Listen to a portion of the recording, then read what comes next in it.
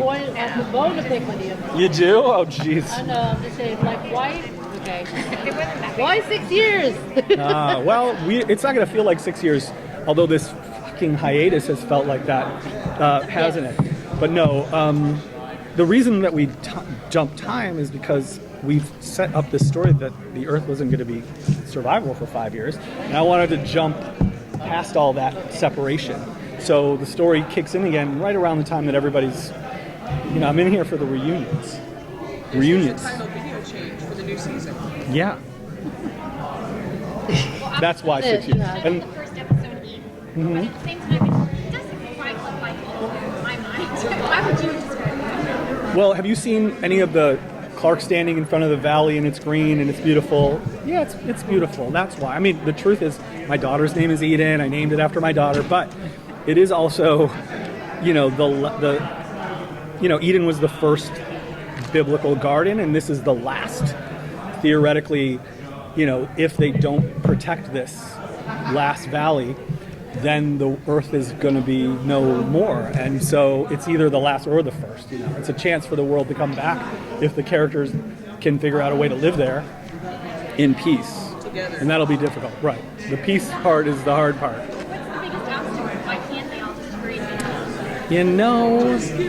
Writing. No. I think it's, unfortunately, it's human nature on a lot of levels to sort of circle the wagons and protect your people, and that's been the theme of the show in many ways since the beginning.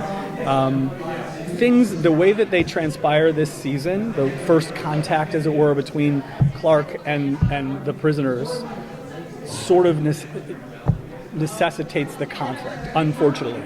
Clark is not, rushing in there saying, let's make peace and, let's exchange stories. It's much more trying to, she's trying to figure out who they are, what they want, why they're here, are they dangerous, can we work together? And then something happens which sort of sets off her maternal instinct, and, the rest is, you don't want to make Mama Bear mad, so I can't really talk more about it. Can you share more details about the Well, not really. I mean, the thing that I love the most about this show really is that the universe is so dense, and if you look at along the timeline, to me anyway, there's a lot of fascinating story to tell, and so I've chosen a time period that I think is interesting. It's a totally new world. It's before the show, so in a way it's a prequel, but it's sort of the ancestors. Like, the protagonist of the show is, now here I am talking about it. But the protagonist of the show is Clark's great-great-great-grandmother, So, and we'll meet some other ancestral descendants, and of course, we know Becca was alive back then, so maybe there'll be some connective tissue in terms of familiar faces, but it's a ways off still. We have a lot. I literally just finished the season yesterday. What's today? Friday? Yeah. No. What is today? Yeah. Okay. Thank you. I finished yesterday, so I'm going to start focusing on other things for now. This season, I don't think Allie comes up this season. even though she's still on the arc? Is she? Well, in many ways, she kind of is the arc, so...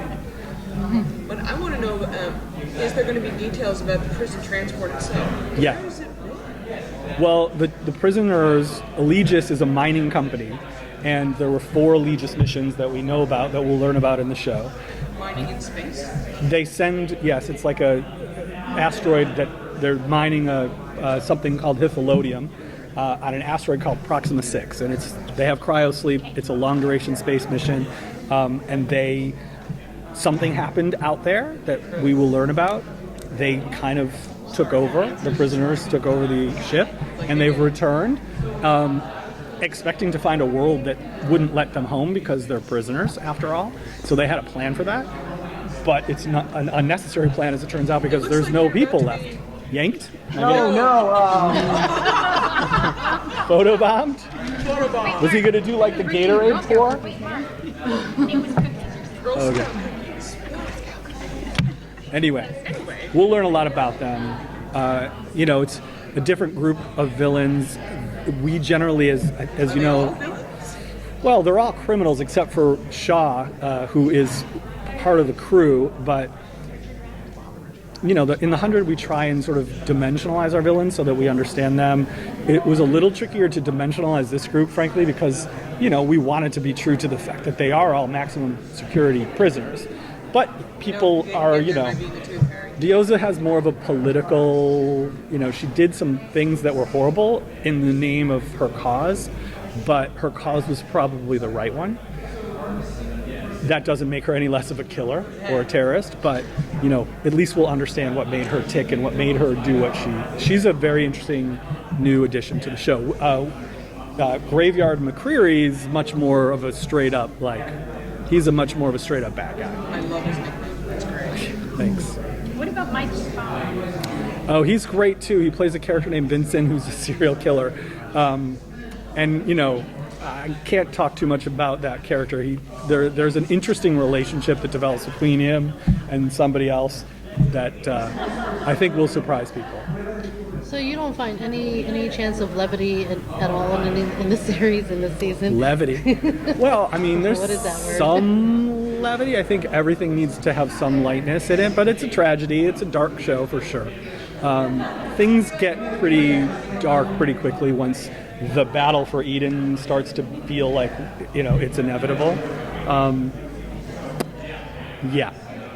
We heard you took Kane down a dark path this season. Is there something you can share? Kane, I think Kane actually doesn't go down a dark path. He winds up, he had a hard time in the bunker over those 6 years. He didn't agree with the way Octavia was running things. And he blames himself in a lot of ways for what happened, because he did intervene to stop it. And so we'll see that play itself out pretty early. But I would say actually it's not a dark path at all. He's someone who's trying to hold on to, Kane has come a long way, and he's trying to do the right thing and trying to stay on that path, but it's hard. Can you talk a little bit about Clark and Maddie, and about Maddie's origins? Well, Maddie's from Shallow Valley. Clark meets her in when she finds her way miraculously to that last valley.